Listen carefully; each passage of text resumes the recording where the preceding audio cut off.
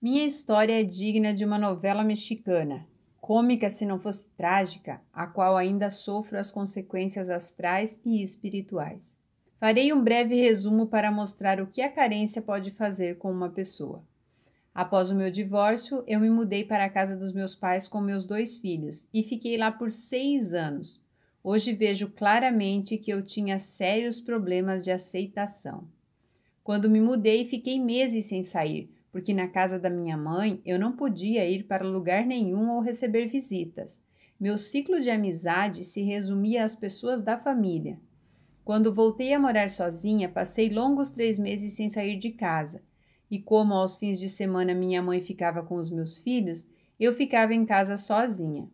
Um belo dia de carência, resolvi postar no Facebook que queria tomar um vinho e conversar com alguém. Sei que você não vai aprovar isso, mas eu fiz. E logo uma amiga falou que iria sair do serviço e ir direto para minha casa. Ela, o marido e um amigo vieram. Bebemos muito até acabar tudo o que eu tinha em casa. Fomos até uma loja de conveniências para comprar mais bebida e beber por lá também. Nesse ponto da história é que entra o amigo deles.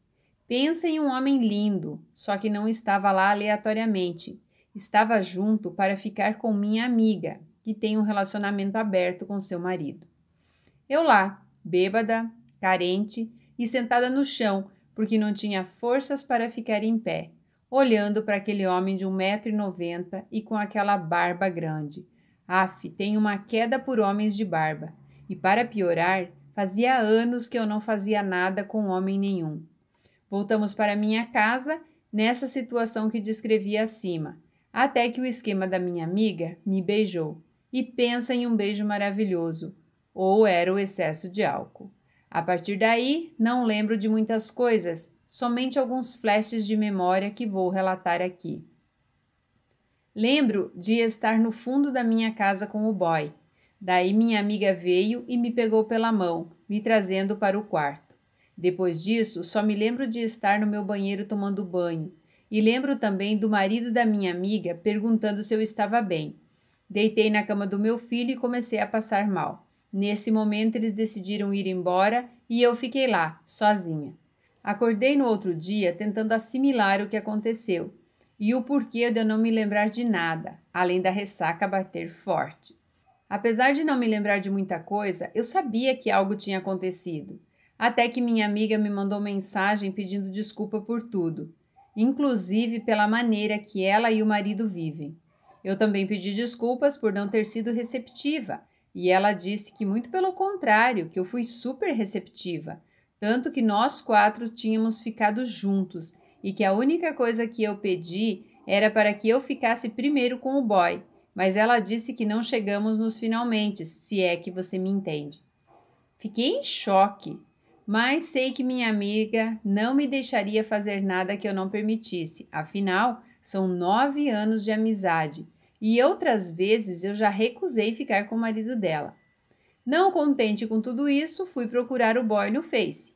Eu só sabia seu primeiro nome, não tinha o número dele e fui na cara e na coragem. Adivinha? Encontrei no domingo mesmo, mas só mandei solicitação na segunda para não parecer desesperada demais. Mandei uma mensagem pelo Messenger perguntando o que ele lembrava do sábado, porque eu não me lembrava de nada. Ele falou que lembrava pouca coisa e que estávamos os 4 no quarto quando eu me retirei e eles continuaram sem mim, e que ele queria ficar comigo de novo. Eu, naquela loucura, falei que ele poderia vir à noite na minha casa, depois que meus filhos estivessem dormindo. Ele veio e a gente foi ficando e ficando. Ele era super educado, atencioso e não mexia no celular quando estava comigo. Só tinha um porém. Ele bebia demais e toda vez que vinha trazia até 2 garrafas de vodka. Bebíamos, conversávamos e transávamos, e isso acontecia toda segunda, quarta e sexta. Foi aí que começou a mudança na minha energia e no meu astral. Comecei a ficar doente, a gastar meu dinheiro e nem saber onde. No fundo, eu comprava bebidas para ele beber, porque assim ele vinha na minha casa, eu alimentava o vício dele. Foi quando ele começou a me pressionar, dizendo que deveríamos fazer um troca-troca de casal. Falei que não era o meu feitio e que só tinha feito aquela vez porque estava bêbada e que não iria se repetir, que se ele quisesse poderia ficar com outras, porque eu já sabia que ele ficava. Quando ele estava bêbado, ele me contava tudo. Dizia que saía com várias mulheres que conhecia no Tinder e no Badoo. Por fim, eu estava vivendo aquela suruba energética que você falou no vídeo sobre esse assunto, mas eu não me importava. Teve um dia que marcamos de ir na casa dessa minha amiga, ele dando em cima dela na cara dura e eu lá, não podendo fazer nada. Mas no fim da noite, acabou dormindo aqui. Teve uma vez que, em pleno sábado, ele chegou aqui na minha casa às 3 da madrugada e a gente tinha combinado que ia sair às 23 horas. Perguntei onde ele estava e ele disse que estava na casa de uma louca que conheceu no Tinder. Falei que não me importava com aquilo, mas que quando ele começasse a namorar sério, que me falasse para eu poder pular fora sem mágoas. Agora começa a terceira parte da história. A ex-mulher dele me adicionou e eu fui falar com ele que os esquemas dele estavam atrás de mim e mandei um print da tela. Ele falou quem era e logo mandou uma mensagem dizendo que ela era louca, porém inofensiva, e que provavelmente ainda gostasse dele. Isso foi em um sábado. Domingo comentei com um emoji de risos uma foto no Instagram dele e logo aparece uma solicitação para me seguir. E lá fui eu seguir de volta. Tinha um story da Lua, a inicial do nome dele e um coração. Printei de novo e mandei para ele, que disse que não garantia essa, pois ela não era tão inofensiva. Nesse meio tempo, minha vida estava um rolo só. Acumulei dívidas, fiquei doente, meus filhos também ficavam doentes, minha casa era uma bagunça, eu não dava conta de manter organizada porque além de trabalhar fora, eu dormia pouco, apenas terça e quinta, e geralmente eu bebia junto com ele. Além de tudo isso, eu ainda acumulava a energia de todas as outras pessoas com quem ele se deitava. E agora vem a hora em que todo mundo vai me condenar. Eu fazia tudo isso sem proteção alguma e sem qualquer método contraceptivo. Burra demais, afinal eu sabia que ele não ficava só comigo. Além de mim, ele comia o resto da cidade e os arredores. Foi quando passei pelo médico e pedi para ele me passar um anticoncepcional de injeção, mas para isso teria que esperar o próximo ciclo e fazer um exame de gravidez. Ainda estávamos juntos quando ele começou a não vir mais com frequência para me ver e falou que só poderia de sábado para domingo. Percebi na hora que ele tinha alguém e desconfiava ser a ex-mulher dele. Vida que segue, fiz o exame e tirei um sarro dele dizendo que não estava grávida e depois cortei contato. Minha saúde deu uma piorada e tive que voltar ao médico, que deu um diagnóstico nada bom. Então liguei para minha mãe e ela me ignorou. Triste e acabada, fui no Instagram e fiz um stories deixando transparecer meu estado. Logo a outra ficante dele veio comentar, achando que eu estava me lamentando por causa dele. E eu falei que ela estava enganada, que eu só estava doente. Logo ela me adicionou no Facebook e um belo dia, na véspera do Dia dos Namorados, eu postei uma foto desejando Feliz Dia dos Namorados para todas as ex de quem estivesse lendo. E ali começou a lavação de roupa suja envolvendo outra ficante dele. Fui perguntar no privado o que estava acontecendo e ela falou que ficávamos com o mesmo cara, que ela namorava com ele e eu disse que não sabia que ele namorava, que só tinha conhecimento das ficantes dele e que não me importava. Então começou a novela mexicana. Ela me falou que estava grávida e que já era mãe solteira, e assim meu coração de manteiga se derreteu. Ele não é uma má pessoa, pelo contrário, nunca prometeu nada e sempre falou muitas vezes, sem o efeito do álcool, que ficava com outras porque não queria relacionamento sério com ninguém. Sabe aquelas pessoas quebradas psicologicamente que têm na bebida uma fuga? Acho que bêbado ele não sentia remorso por ir para a cama com tantas mulheres diferentes. Mas o mal de bêbado é que eles falam demais. Ele até falava que iria casar com ela, que queria um filho dela. E como eu sei disso, ela me contou tudo. Ela dizia que não queria mais saber dele e pior, ela já tinha um bebê de menos de 2 anos. Eu a aconselhei que procurasse ele, afinal, ele teria que assumir as responsabilidades como pai e que criar 2 filhos sozinha não era nada fácil, e que se ele não quisesse ficar com ela, que pelo menos arcasse com as despesas da criança. Nessa parte da história, ela já falava que queria me conhecer pessoalmente para me explicar como ela ficou sabendo que ele ficava comigo, e eu enrolando, porque eu tinha tido um sonho com uma mulher de branco me alertando que não era para eu ter deixado ela entrar na minha vida.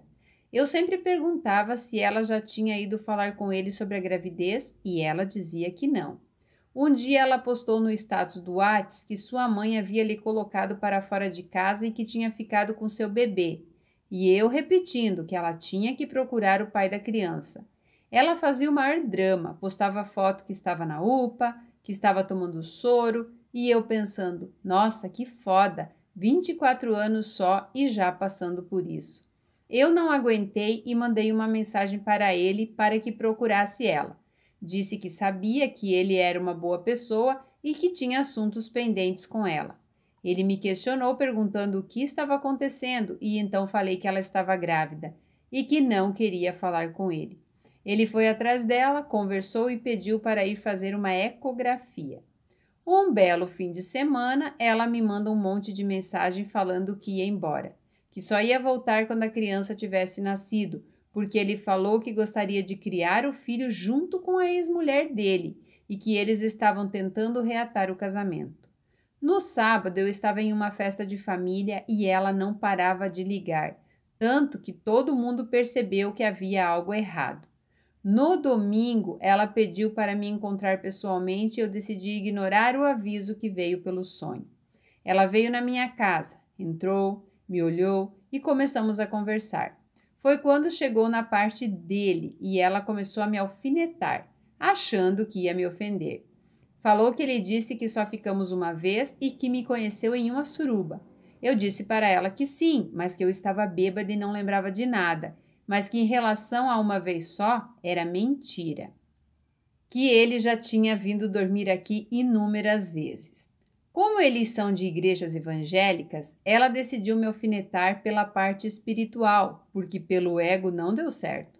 Falou então que ele disse que eu tinha o espírito da pombagira e que eu o corrompia com álcool e sexo. Falei que só se fosse com sexo, porque com meu emprego de doméstica, eu não tinha como ficar bancando as bebidas dele e que ele já vinha abastecido.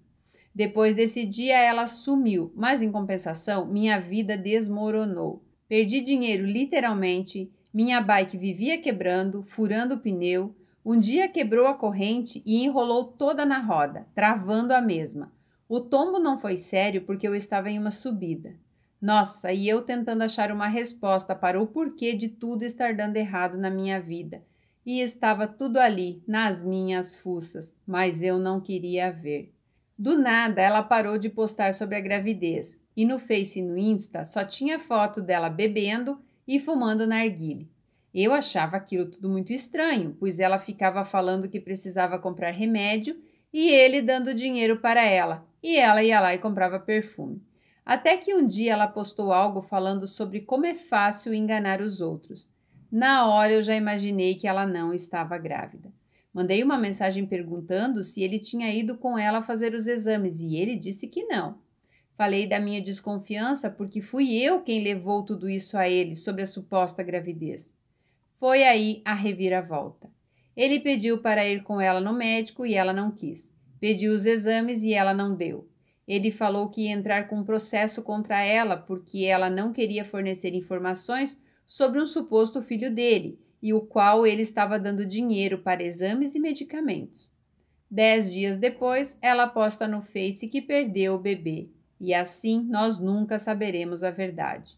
Ele me mandou mensagem perguntando se eu tinha visto, e eu disse que sim, e que se ele precisasse de algo, que me desse um toque.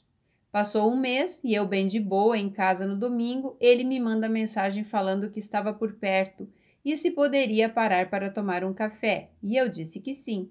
Ele chegou e disse que não estava mais com a sua mulher, porque ela não aguentou saber que passou raiva por uma gravidez que nem existiu, e nisso a gente foi ficando próximo, e por conta da minha carência, acabamos indo para a cama e foi horrível. A energia dele estava pior, não foi legal, além do fato que ele bebeu tudo o que eu tinha na geladeira. No outro dia, eu estava com ressaca moral, me perguntando por que eu tinha feito aquilo. Com toda aquela energia acumulada e o meu íntimo bem abalado, caí várias vezes e, por sorte, não foi nada grave, mas minha imunidade estava baixa. Tive sinusite e agora estou com uma gripe forte. E o pior é que tudo o que está acontecendo na minha vida foram escolhas minhas. Queria ter um pouco de prazer e nem isso eu tive. Foi muito ruim. Acho que no fundo ele me culpa por ter passado por tudo isso, mesmo dizendo que sou a mulher mais lúcida com quem ele já ficou e que ela se aproveitou porque tem um bom coração. Às vezes a pessoa com quem ficamos não precisa fazer mal fisicamente para nós, ela pode nos fazer mal apenas por ser quem é. Tomem cuidado com as decisões que vocês tomam, elas podem ter consequências graves na vida de vocês.